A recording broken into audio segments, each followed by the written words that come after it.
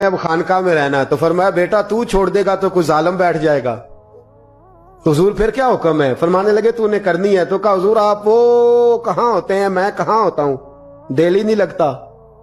तो आप फरमाने लगे मैं डेरा उठा के तेरे करीब ले आता हूं। ख्वाजा साहब 1 किलोमीटर के फासले पर डेरा उठा के ले आए। फरमाने लगे मैं तेरी तरबियत करता रहूंगा, तू मखलूक का भला करते रहना। सल्लल्लाहु अलैहि, तू हुजूर की उम्मत का अल्लाह अकबर। वो करीब, उस वक्त भी लोगों ने बड़ी बातें की कि देखो जी बादशाह था ना तो पीर साहब भी नेड़े आ गए। लोग देखते नहीं कि असल बात क्या है। खैर वक्त गुजर गया, बादशाही मुरीद हो गया। तो फिर दिल्ली सारे में इस्लाम, इतना अदल इंसाफ, हिंदुओं को बात पसंद ना आई। उन्होंने कुछ मुसलमान खरीद लिए। सुल्तान शमसुद्दीन तमश बैठा है दरबार में, जाग रहे हैं ना आप लोग? सब कहिए सल्लल्लाहु अलैहि। बड़ी गौर से सुनने वाली बात। एक दिन सुल्तान शमसुद्दीन तमश दरबार में बैठा है, काजी अदालत भी बैठे हैं, मुकदमात सुने जा रहे हैं। बाहर से रोने की आवाज आने लगी, चीखने चिल्लाने की। बीबी बयान कर रही, क्या हो गया क्या हो गया। वो टाल लगे होते थे बादशाहों के, वो बजने लगे, जोर होने लगा। बादशाह ने कहा इस फरियादी को जल्दी बुलाओ। वो अंदर औरत आई तो चीख चीख के रो रो के उसने अपने कपड़े फाड़ फाड़ के, बुरा हाल, 2 महीने का बच्चा। लोग उसकी आहोजारी पर उसकी तरफ मुतवज्जह, बीबी क्या हुआ, पानी पिलाओ बिठाओ, ये क्या हो गया। कहने लगी लुट गई, इज्जत बर्बाद हो गई, तबाह कर दी गई। तो मैं क्या हुआ? कहने लगी बादशाह एक शख्स मेरा गैर शरई खामद बना, फिर मुझे हमल हुआ, फिर मेरी गोद में ये बच्चा है 2 महीने का। अब गई हूं तो वो कहता है कि मेरा तो तेरे से तल्लक ही कोई नहीं। बादशाह कहने लगे ये सुल्तान शमसुद्दीन तमश की जगह है और मैंने रसूलुल्लाह सल्लल्लाहु अलैहि वसल्लम के दीन के मुताबिक हुकूमत उस्तवार की है। कौन है जो तेरे साथ? अभी गर्दन ना काट दूंगा, बात कर कौन है। कहने लगी तू कुछ भी नहीं करेगा, कोई कुछ नहीं कर सकता। लोग कलमे छोड़ के बैठ गए, तवज्जो उधर हो गई। प्रोपेगेंडे बड़ा असर करते हैं मुआशरे पे। रंग ऐसा अजीब है, अंदाज ऐसा अजीब है। फरमाया बात तो कर। उस औरत की आवाज गूंजी तो हालात ही खराब हो गए। कहने लगी बादशाह हौसला पैदा कर सुनने का। कहा तू बात कर। कहने लगी मेरे गोद में जो बच्चा है ये कुतुबुद्दीन बख्तियार काकी का है, ये तेरे पीर की नाजायज औलाद है। उठाओ, प्रोफेसर सलीम चिश्ती ने पीएचडी की है, वो लिख रहे हैं इस वाकये को। तेरे पीर का नाजायज बच्चा है। हाथ कांपने लगे बादशाह के। कहने लगे या अल्लाह कभी तू कयामत बर्पा कर दे तो मामला ठीक हो जाए, मैं तेरी जुबान खींच दूंगा तेरी घर। तूने बात कैसे की? कहने लगी मैंने कहा था ना तेरे अंदर हौसला नहीं, मेरी इज्जत तार तार हो गई और तू पीर बचा रहा है। अल्लाहु अकबर। सुल्तान शमसुद्दीन तमश आसमान की तरफ देख के कहने लगे मौला मुझ मुजरिम को जिसकी बरकत से उठा के तूने मस्जिद में पहुंचाया, आज मुझे तूने किस इम्तिहान में डाल दिया? ये क्या रंग तूने जिंदगी का बनाया है। कहने लगी बुला उसे, उड़ाब गर्दन। अल्लाहु अकबर। ख्वाजा कुतुबुद्दीन बख्तियार काकी, जरा उस जगह पे अपने आप को खड़ा करके देख मेरे दोस्त। जो शख्स दिल्ली के बाजार में निकले तो दुकानें बंद हो जाएं, औरतें घरों में घुस जाएं, जिसके नाम पर चर्चे हों दीन के, वो शख्स लाठी टिकाता टिकाता। उर्स मनाने आसान है, ढोल ढमक्के करके घरों को जाना आसान है, पर जरा इनकी राहों का मुसाफिर तो बन इन्होंने अंदाज क्या इख्तियार किया। हजरत ख्वाजा कुतुबुद्दीन बख्तियार का की खबर फैल गई। इतनी शोहरत पाकीज़गी की नहीं हुई थी जितनी इस जुर्म की हुई। लाठी टिकाते टिकाते जब पहुंचे ना बादशाह के दरबार में, बादशाह उठने लगा, काजी उठने लगा, लोग उठने लगे। तो कुतुबुद्दीन बख्तियार काकी की आंखों में आंसू आए। माने लगे बेटो बैठ जाओ, आज मैं पीर बन के नहीं आया, मैं मुजरम बन के आया। और कहा मेरे मालिक का इंसाफ भी देखो, दिल्ली का पीर आज दिल्ली की अदालत में अपने ना करदा जुर्म की सफाई देने आया। बड़ी लाठी पे टेक लगाई। दिल्ली की गलियां भी रोती हैं कि ये क्या रंग, अल्लाह ये तेरा क्या रंग है। ये ते मैं गुड्डी ते हथ डोर सजन दे, ओ जिंज रखे उंज रहना, वाजिब नहीं जे विच शरीयत, मंदा खसम नू कहना ए तन मेरा कंगी होवे। मैं जुल्फ सज्जन दी वावां पोश मेरे दी जुत्ती बन जाए, मैं यार दी कदमी आवां, मारो मारो मैनू मार मुकाओ, कोई यूजर ना पेश ले आवां, जे सोहना ही मेरे दुख विच राजी, जे सोहना ही मेरे दुख विच राज, ते मैं सुख नू चुल्हे डावां, पर यार फरीदा कदी मिल पे सोना, यार फरीदा जे कदी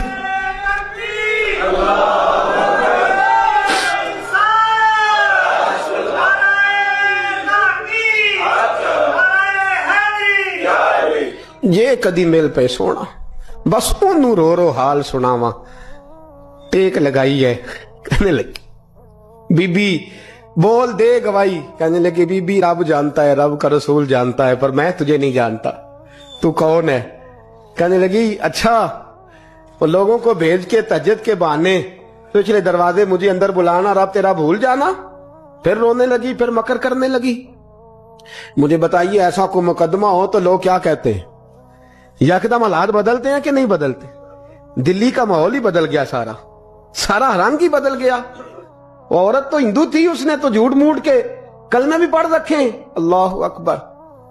ख्वाजा साहब पूछते हैं गवाह है कोई तेरे पास? तो 4 कलमा पढ़ने वाले खड़े हो गए। अल्लाह करे कलमा पढ़ने वाले बिका ना करे, आमीन तो कहे। तो खड़े होके कहने लगे हाँ हमने आते भी देखा है, जाते भी देखा है। ख्वाजा कुतुबुद्दीन साहब ने नजर उस्मान की तरफ उठाई, कहने लगे अच्छा जो तेरी मर्जी, मैं गुड्डी ते हथ डोर सज्जन दे, वो जिंज रखे उंज रहना है, वाजिब नहीं विच शरीयत मंदा खसम नू कहना। कहने लगे सुल्तान यार एक रात की मोहलत नहीं दे देता? मैं सवेरे सुल्तान भी रो पड़ा कि पीर साहब मैं नौकर और मैं मोलते हैं। अच्छा हुजूर जैसे मर्जी। बाहर निकले, खादम कहने लगा हुजूर सवारी पे बैठ जाएं। वो मानने लगे नहीं यार आज पैदल जाना है। इस दिल्ली के चौकों ने मुझे बड़ी सलामियां दी है, जरा मैं देखूं तो सही दिल्ली के बाजार मेरी रुसवाई पे क्या कहते, मुझे जरा ये पत्थर भी खाने दे, इनका जायका भी। पैदल गए, दुनिया सो गई तो दिल्ली के बादशाह ने अजमेर की तरफ मुंह किया। ख्वाजा मोइनुद्दीन हयात थे। बेखबर हो जो गुलामों से वो आका क्या है, बेखबर हो जो गुलामों से वो मुंह किया। कहने लगे मोइनुद्दीन मैं कोई लवारस तो नहीं ना, मैं कोई लवारस हूं कि यहां जो मेरे साथ मर्जी हो जाए? तेरी मजबूरियां दुरुस्त, मगर तेरा वादा था साथ देने का, वक्त आया है। मैं कोई लवारस नहीं कि अब तू अजमेर में बैठा रहे और मैं दुख सारा अकेले बर्दाश्त करूं। बुढ़ापे का मुझे भी पता है, कमजोरी का मुझे भी पता है, ज़ौफ का मुझे भी पता है, पर तती थोड़े थकड़े खानदड़ियां, मैं भी तो तेरे नाम तो मुफ्त भी खानदड़ियां। मुझे भी तो पता है ना मनम गुलाम ने अली हैदरियम कादरियम दम से अहमद रजा खामी जन्म। मैंने भी तो अपना नाम नहीं ना था जपा, तेरा ही जपा है सारी जिंदगी। ये लफ्ज कहे, कहते मैं रोया, आंख लगी तो हजरत ख्वाजा मोइनुद्दीन साहब ख्वाब में मिले। कहने लगे कुतुबुद्दीन मेरा इंतजार करना, मैं पहुंच रहा हूं, मेरा इंतजार करना, मेरा इंतजार। क्या कहा मियां साहब ने? कहते हैं माली दा कम पानी देना, फल कच्चे होण या पक्के, ए पीर मुरीद दे सिर ते ही रहिंदा है, झूठे होण या सच्चे। मैं आया, फिक्र ना करना। हजरत सवेरे उठे, फिर गए अदालत, फिर कहा ना भाई प्रोटोकॉल, मुजरमों का प्रोटोकॉल नहीं होता, मैं अकेला जाऊंगा। जिसके आगे पीछे नारे होते तने तनहा। 2-4 मिनट ज्यादा ले लूं आज आप हजरात। कहते मैं पहुंचा अदालत और जाके जब कहा ना कि हाँ जी हुजूर बताइए, गवाह भी खिलाफ है, मुकदमा बोले, तो कहने लगे मुझे मेरे शेख ने हुक्म दिया है कि मेरा इंतजार करना। फिर वो जो बातें करने वाले थे कहने लगे जी कौन गया था अजमेर, कौन आया वहां से, हमें रूहानी बातें ना बताई जाएं। यहां से तो एक दिन में पहुंचा नहीं जा सकता, ट्रेन भी 36 घंटे लेती है दिल्ली से जाने में। तो कहा यह कैसे हो सकता है, कोई रात को रात आपको खबर हो गई, आप केस को लंबा ना करें, बादशाह मुरीद है, लगता है कि ये रातों रात भगा देगा पीर को। इतनी बातें ख्वाजा साहब ने सुनी।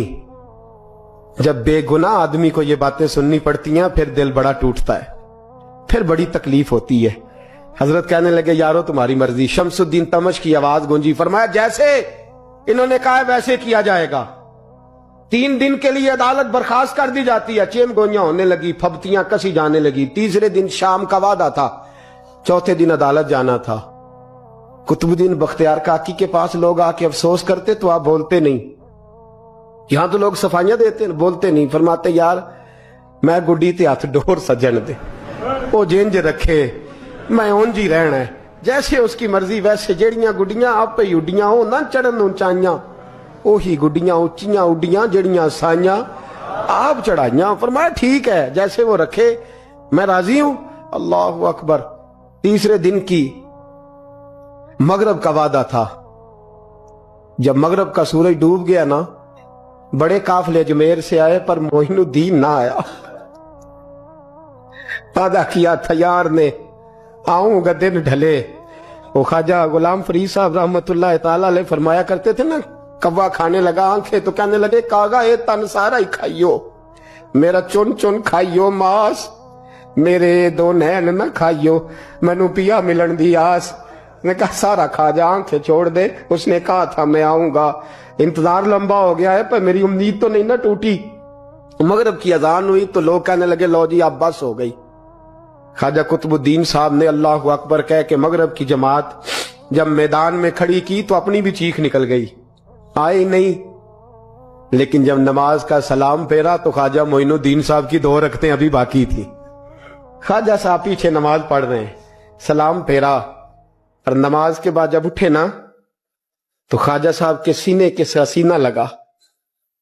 تو کہا حضرت جی میں شہزادہ تھا, آپ نے کہا تھا خشک روٹی کھانا تو میں نے خشک ہی کھائی ہے, آپ نے کہا تھا فاقے کرنا تو میں نے کیے ہیں, آپ نے کہا وطن واپس نہیں جانا تو میں نہیں گیا. حضور اس امتحان کا آپ نے بتایا ہی نہیں تھا کہ مجھے بتا جاتے, اب اس سفید داڑھی سے میں جواب دیتا پھروں. خواجہ معین الدین صاحب نے جھٹکا, پیچھے ہٹ, تو زیادہ عزت والا ہے کہ یوسف زیادہ عزت والا تھا؟ تو زیادہ مقام والا ہے کہ عائشہ زیادہ مقام والی تھی؟ چپ کر, یہ کوئی صوفیاء کا طریقہ ہے؟ چپ کر. عرض کی حضور غلطی ہو گئی, میں پہلے نہیں رویا, تو ملا ہے تو رویا ہو.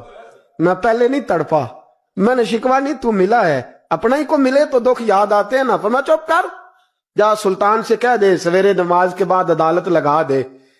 سویرے جب عدالت لگی نا تو خواجہ معین الدین صاحب بازو پکڑا خواجہ قطب صاحب کا, نکلے تو دیکھا لائنیں لگی ہیں, مجمع لگا ہے, آنکھوں میں آنسو آ گئے. کہا حضور آپ کیوں روتے ہیں؟ فرمایا میرا دل تھا لوگ میرے کتب کی شان دیکھنے آئے, یہ کتنے بدبخت ہیں, میرے کتب کی رسوائی دیکھنے آئے. کتنے نالائق ہیں, رسوائی دیکھنے اتنے آئے ہیں, شان دیکھنے آتے ہی نہیں. اللہ اکبر. جب میدان لگا خواجہ صاحب پہنچے, عورت کو کہنے لگی اللہ سے ڈر جا, وقت تھوڑا ہے, تو مر جائے گی. کہنے لگی مجھے داستانیں نہ سنائیں. قاضی صاحب سے کہنے لگے قاضی صاحب آپ حقیقت حال سے آگاہ ہیں, خیال کریں. کہنے لگے خواجہ صاحب دلیلیں نہ دیں, گواہ لائیں, واز نہ کریں. خواجہ صاحب رحمت اللہ علیہ کہنے لگے گواہوں کو بلاؤ. گواہ آئے تو خواجہ معین الدین صاحب نے نظر, تم ہو میرے کتب پر, میرے کتب کے جرم کے گواہ. ان کی زبانیں کانپنے لگی, ہاتھ کانپنے لگے. میں بولتے کیوں نہیں؟ جب ان کی نظریں جھکی تو بادشاہ کہنے لگا اگر اب تم نے گواہی نہ دی تو تمہیں میں مجرم بنا کے 80 کوڑے ماروں گا. کہنے لگا جی دیکھا ہے, جی دیکھا ہے ہم نے تہجد کے وقت. جب سب گواہیاں پوری ہو گئیں, عورت بھی تڑپ رہی ہے, رو رہی ہے, 2 مہینے کا بچہ گود میں ہے. اب بولیے بولیے. علماء ظواہر بھی کھڑے ہیں, حسد کرنے والے جلنے والے بھی کھڑے ہیں, ہندو تو ویسے ہی تالیاں بجا رہے ہیں. اجمیر کا بوڑھا, اور یہ آخری پھیرا تھا خواجہ معین الدین کا دلی میں. اس کے بعد ظاہراً دوبارہ نہیں آئے. اٹھے لاٹھی ٹکاتے ٹکاتے اور میدان کے اندر جا کے نا, بڑے میدان میں مجمع تھا, سر سجدے میں رکھا. کہنے لگے یا اللہ میں ہندوستان مرضی سے نہیں آیا, تیرے رسول کا بھیجا آیا.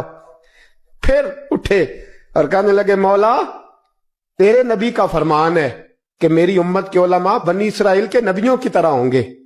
اگر یوسف کے لیے بچہ بول سکتا ہے تو میرے کتب کے لیے بھی بولنا چاہیے. اگر یوسف علیہ السلام کے لیے بول سکتا ہے تو میرا قطب الدین بھی سچا ہے. اس کے لیے پھر اٹھے, اس بی بی کی طرف بڑھے. لوگ کہنے لگے نہ جانے اب کیا ہوگا. جب اجمیر کے بادشاہ نے، عطا رسول نے، ہند الولی نے، امام الاولیاء نے کپڑا کھینچا اور کہنے لگے وہ بچے تو جانتا ہے نا تیرا باپ کون ہے؟ 2 مہینے کا بچہ جب نانا بولا تو بی بی کہنے لگی اب کیا کر رہے ہو؟ بچے بھی کبھی بولے ہیں؟ میں بی بی چپ کر، ان اللہ علی کل شیء قدیر، میں کمزور رب کا ماننے والا نہیں، قدرتوں والے رب کا ماننے والا ہوں، وہ چاہے تو بچے بھی بولتے ہیں۔ قرآن کہتا ہے حضرت عیسیٰ بولے تھے انی عبداللہ آتانی الکتاب، مریم بھی تو ولی اللہ تھی، وہ نبی تو نہیں تھی۔ اگر ولی اللہ بنی اسرائیل کا ہو بچہ بول سکتا ہے، تو اگر ولی اللہ محمد عربی کی امت کا ہو تو بچہ پھر بھی بول سکتا ہے۔ یوں کپڑا ہٹایا، بچہ بول۔ 2 مہینے کا بچہ ماں کی گود میں اٹھ کے بیٹھ گیا اور بچہ بول کے کہنے لگا السلام علیکم یا ولی اللہ۔